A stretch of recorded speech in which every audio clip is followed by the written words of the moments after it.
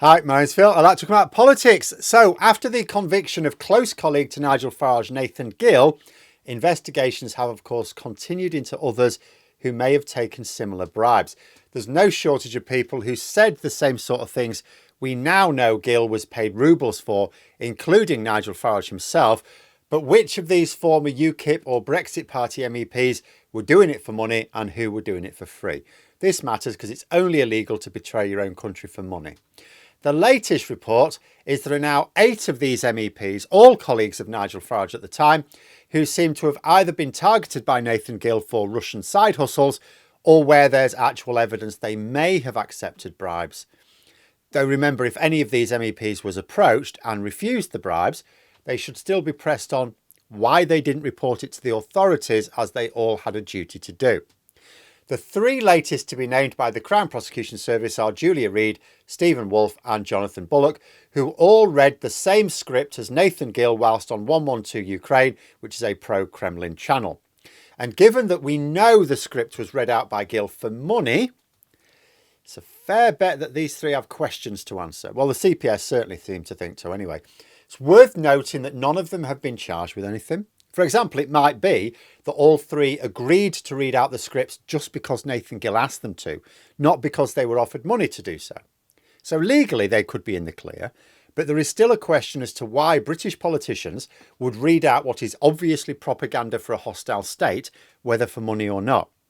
In fact, why would a politician of any country agree to read out a script promoting the interests of any country but their own, even an allied country? Shouldn't we expect that, yes, they're going to stick to party lines on foreign policy, but those politicians should really give their own thoughts in their own words? The absolute best spin we could put on this for Nigel Farage is that he favours the sort of politicians who behave like good little puppets. That's not a good look. Another MEP in the frame is David Coburn. He was actually named in the messages passing between Gill and Voloshin, the Ukrainian traitor managing the bribes. The messages specifically talked about Coburn's cut of the money. Now, that doesn't mean Coburn was definitely being bribed, of course, but it does mean they had planned to do so. If the actual sum of money for him was being discussed, then surely he was at least approached. Again, all very well Coburn saying he didn't take any bribes, but was he ever approached for a bribe? If not, are we supposed to believe that specific sums of money for him were discussed, but then they went off the idea of approaching him? Or was he approached and he turned them down? If so, why didn't he report the bribery? James Wells, another. The messages show that Gill secured the services of Wells to deliver Kremlin lines to a human rights committee in the European Parliament. Again, we won't know exactly how Gill secured his services. Was it mere persuasion or was that bribery? But as before, James Wells agreed to deliver lines given to him by someone who was not the party leader. Nigel Farage was the party leader, which raises another interesting point. So let us imagine that all of these Farage party MEPs were innocent. That is, they were delivering lines given to them, because we know that for a fact, but they thought they originated from the party, not the Kremlin. They thought they were reading out Nigel Farage's script, right? Not Vladimir Putin's. So they were not bribed to do this, right? Let us assume that. That is as innocent as they can be. But Gill was the one providing the lines. So what role did Nathan Gill have in UKIP and then the Brexit Party to do that? It must have been made explicitly clear by Nigel Farage that his MEPs should follow Gill's instructions on such things. In which case, Nigel Farage has questions to answer about why his MEPs seem to think Gill was authorised to give them pro-Russian lines and that he was merely acting as Farage's proxy on these. Because the evidence absolutely indicates Gill was giving a lot of orders to MEPs here.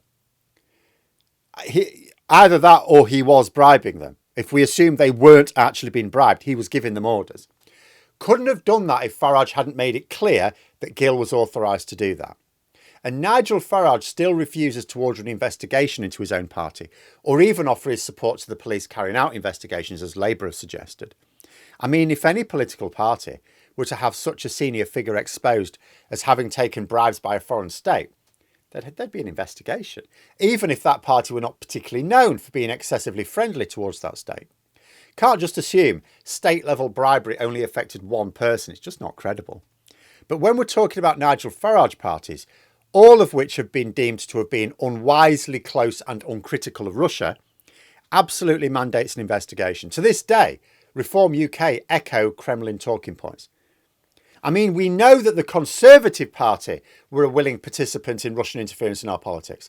The Russia report released in 2020 makes that clear. That's why Boris Johnson tried to bury it. Under the Justice and Security Act, the committee must send its report to the Prime Minister for confirmation that they can be published. As has been widely reported, the Prime Minister failed to provide his confirmation that this report could be published within the standard 10 working days. And as a result, the House rose for the general election before the report could be published. There was no reason for this delay. Number 10 have said that there are only 6 days in which to look at this report. That is not true. The Prime Minister has also said, office has also said, that it usually takes 6 weeks to actually get this confirmation. Can I also say that's categorically not true? The number 10 has also reported that it also had to go back around government for comment. Again, this is not true. It had already been through the processes. The final point is said that the proper processes hadn't been followed in the consideration of this report. Can I also say that categorically is not true? Everyone who needed to see the report in government had done so. The report noted that despite officially accepting that that Russia interfered in the 2014 Scottish independence referendum, so the Conservative government knew that, they accepted that, they officially said that, they deliberately blocked attempts to investigate Russian interference into the 2016 Brexit referendum. This is what a cross-party group of MPs, which included Conservative MPs, concluded.